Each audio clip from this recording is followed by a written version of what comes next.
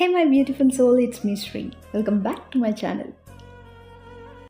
Life lessons from Bhagavad Gita chapter 2 శ్లోకం 18లో శ్రీకృష్ణుడు అర్జునుడితో చెప్తున్నారు, ఈ ఫిజికల్ బాడీ, ఈ శరీరం తప్పకుండా నశిస్తుంది. కాబట్టి ఓ భరతవంశీయుడా, యుద్ధం చెయ్యి అని. Krishna teachers us an important lesson about life. మన ఫిజికల్ బాడీ అనేది ఎప్పటికైనా నశిస్తుంది, because it's temporary. But the soul inside us is eternal and cannot be destroyed.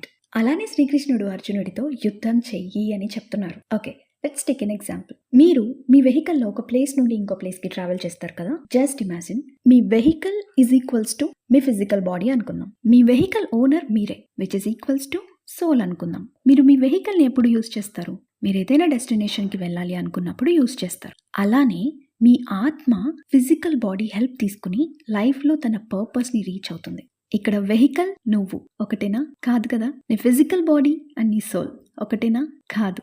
Just the body belongs to the soul. However, this verse reminds us to look deeper and understand that our true self, the soul, which is strong and everlasting. మన సోల్తో connect అయ్యి మన life purpose ఏంటో మనం తెలుసుకోవాలి, అర్థం చేసుకోవాలి. మన లైఫ్లో మనకి ఎదురయ్యే ఛాలెంజెస్ని ఓవర్కమ్ చేస్తూ నువ్వు కోరుకున్న డెస్టినేషన్కి నువ్వు రీచ్ అవ్వాలి. And fight for what is right. So that's the takeaway for today. Bye.